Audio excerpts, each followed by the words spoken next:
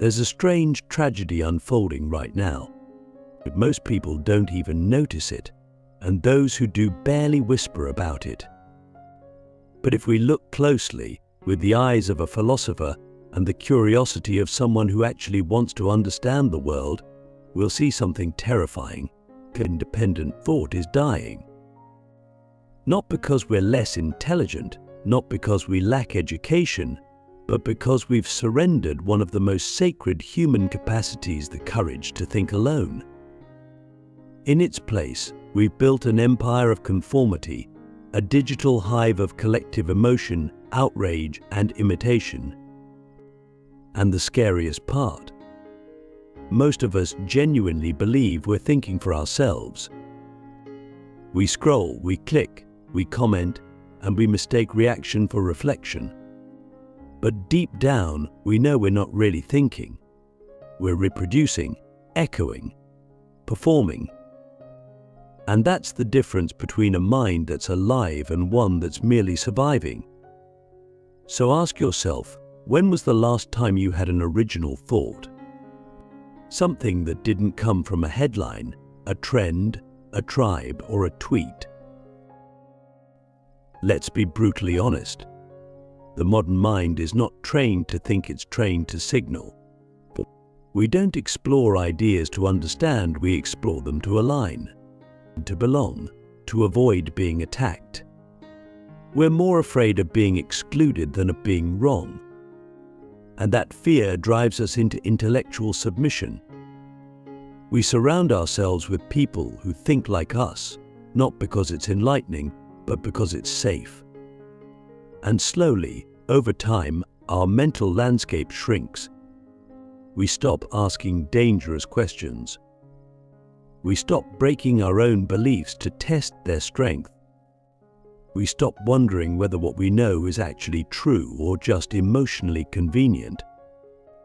And this is where the death of independent thought begins, not in censorship, not in ignorance, but in comfort, with the comfort of the crowd. The comfort of being right because everyone around us is saying the same thing. But here's the problem: truth doesn't care about comfort, and neither does wisdom. Click subscribe to this channel to get more profound insights. What we're witnessing today is not just collective stupidity, it's consensual stupidity. A willing participation in mental laziness, because thinking differently has become too risky, too exhausting, too lonely. And yet, the irony is crushing. We live in the most intellectually connected age in human history. We have access to more information than any generation before us. And still, we fall prey to the same tribal instincts that ruled ancient villages. We've replaced the village square with the algorithm. Instead of gossiping over fences, we retweet outrage. Instead of reflecting deeply, we scroll rapidly. And instead of forming beliefs based on reasoned thought, we inherit them from whatever digital wave is crashing through our feed that day. Do you feel it? That quiet, haunting realization that the more connected we become, the more intellectually dependent we grow. Now think about how this affects our daily lives. You want to speak up about something that feels off, but it's not what the group believes. So you stay silent. You want to explore a controversial idea, but you know how fast reputations get destroyed. So you nod along. You want to ask a question that challenges the narrative, but you've seen what happens to people who do. So you scroll past it, and in that moment something dies. Not just your voice, but your capacity to think outside the frame. And the more often that happens, the more that inner voice, the one that used to question, disrupt, and explore, goes quiet. Until one day, maybe, it disappears entirely. This is how collective stupidity wins, not through violence, not through dictatorship, but through quiet obedience. through 1,000 small moments where fear wins over curiosity. But let's zoom out. Why is independent thought so rare? Why does the crowd seem to win over and over again? The answer is simple but devastating. Independent thought requires pain. It means being willing to be wrong, willing to be alone, willing to be hated. It means holding a position that might make everyone you love look at you differently.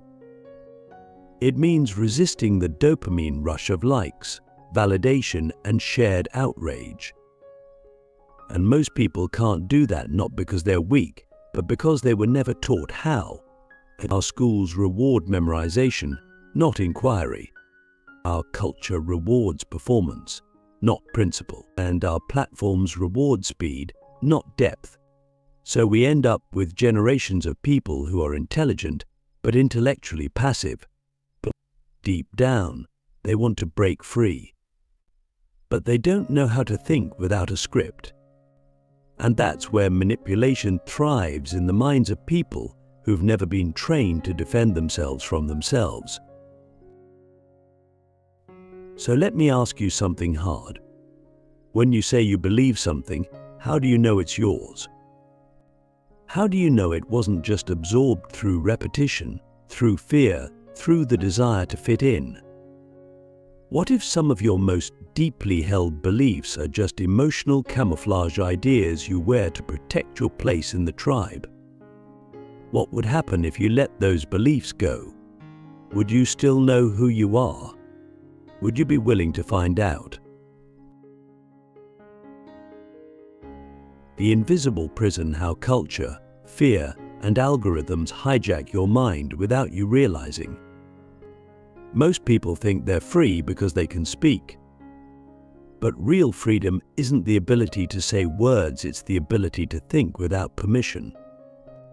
And that's what we've lost. We live inside a mental prison so subtle, so well crafted, that we don't even see the bars. The walls are built from culture, the locks are made of fear, and the guards are algorithms. And the scariest part, we're the ones who keep walking back inside. Every time we seek approval instead of understanding, every time we let outrage replace reflection, and every time we scroll instead of sit with a difficult question, we reinforce the prison. And the more we do that, the more our mind forgets what it means to be truly alone with a thought.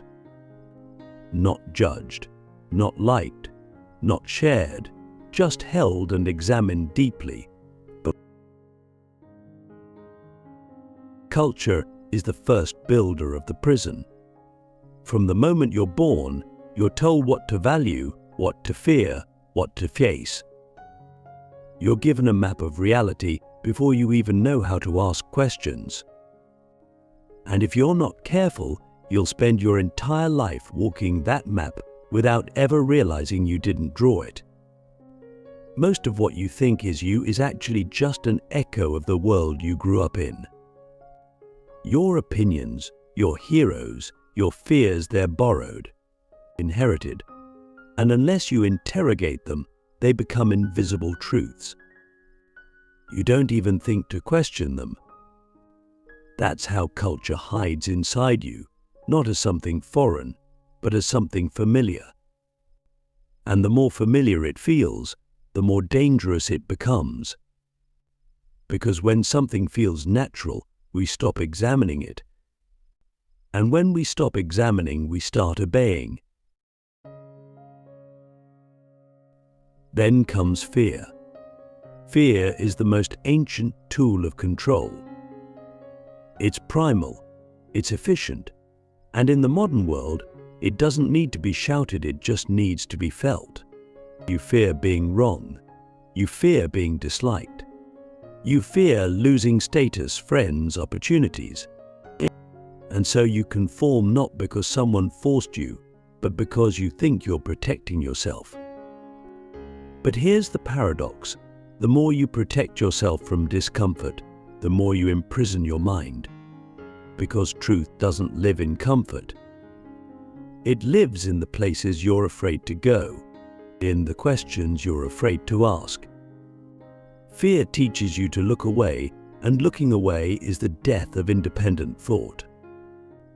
Every time you avoid thinking deeply because it might hurt, you give up a piece of your mind, not to someone else, but to fear itself. And eventually, fear becomes your editor, your censor, your God.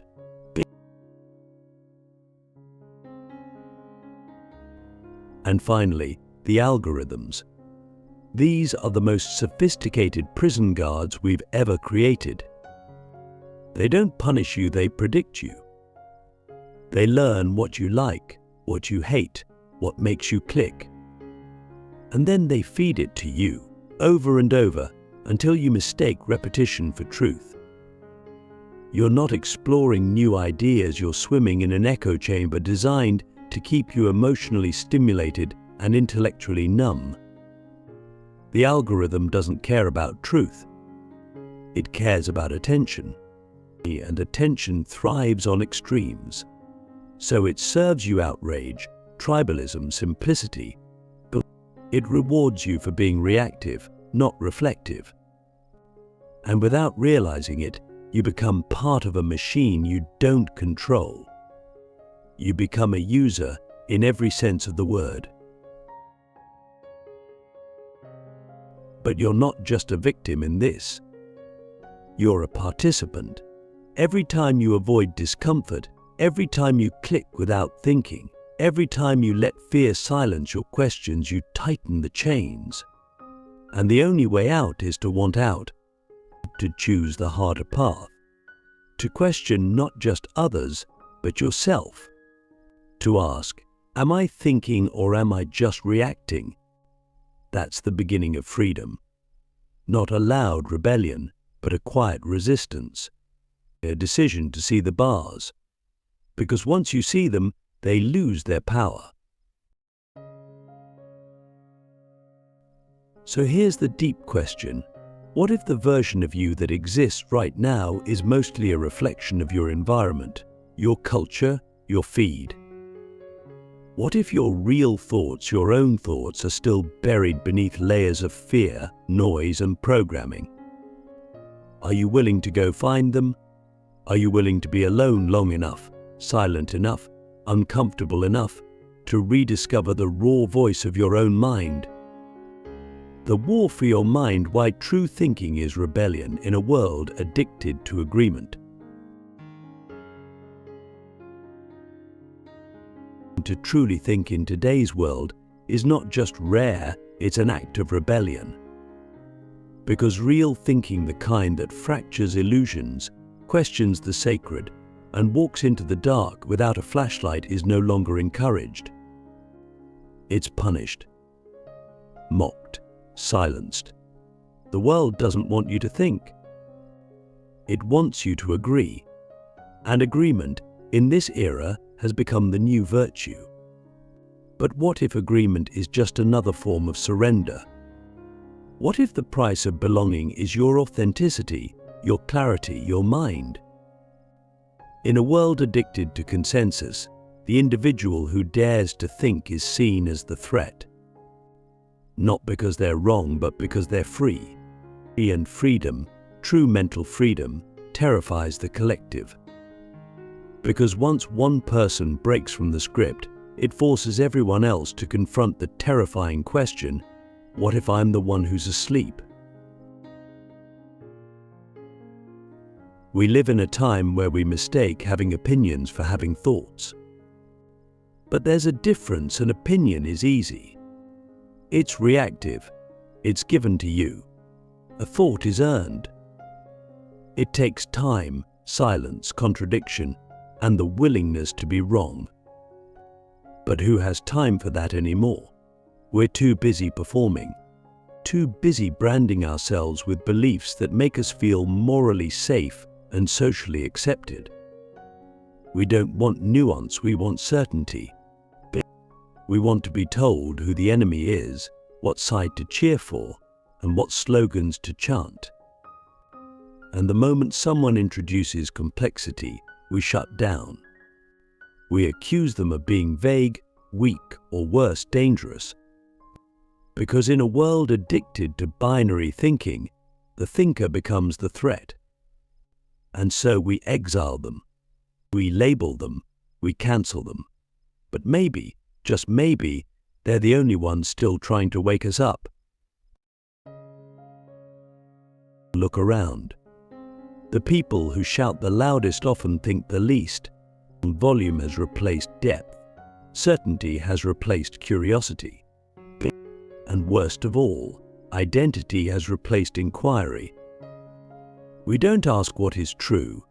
We ask, what do people like me believe? You're not just expected to have an opinion, you're expected to inherit one. And if your tribe says something, you better echo it. Because if you don't, you're not just disagreeing, you're betraying. But think about how insane that is. When did disagreement become betrayal? When did questioning become treason? When did thinking for yourself become an attack on others? The answer: when people stopped being rooted in truth and started being addicted to belonging. And belonging, beautiful as it sounds, becomes dangerous when it demands your mind as payment. This is the war for your mind. And it's not fought with bullets, it's fought with narratives, with shame, with distraction. You're not being physically imprisoned, you're being mentally domesticated, tamed, taught, trained to obey the rhythm of the mob, to speak only when spoken to never wander too far from the digital herd. And the weapons are everywhere: short dopamine loops, outrage cycles, identity politics, algorithmic manipulation. All of it designed to keep you feeling something, so you don't stop long enough to think anything. The machine doesn't care what you believe, only that you believe quickly and believe loudly. Because once you're emotionally invested, you're easier to control. And once you're afraid to ask questions, you're no longer a thinker, you're a puppet. But here's the paradox: the only way to win this war is not by fighting others, it's by confronting yourself. You have to be willing to look at your own beliefs and ask, did I choose this? Or was it chosen for me? You have to be willing to say, I don't know, even when everyone else is screaming certainty. You have to be brave enough to say, I disagree, even when it costs you connection. And most of all, you have to be humble enough to say, I might be wrong, especially when you feel most right. That's the real rebellion. Not shouting louder but thinking deeper. Not attacking others but questioning yourself. So let me ask you one more thing. When was the last time you changed your mind about something important? Not because someone forced you to, not because you were pressured, but because you actually sat with a difficult truth, wrestled with it, and let it break you open. If you can't remember, ask yourself why. Because if your beliefs never evolve, if your thoughts never challenge you, then maybe you're not thinking at all. Maybe you're just repeating. And repetition, no matter how loud, is not intelligence, it's inertia. The path back to thinking how to reclaim your mind and live with dangerous clarity. If independent thought is dying, if conformity is winning, then the obvious question must be, can we come back? Can we reclaim our minds fully, deliberately, unapologetically, before they're completely consumed by the noise? The answer is yes, but not without sacrifice, not without pain, not without the willingness to lose everything you thought you were, so you can begin to see clearly again.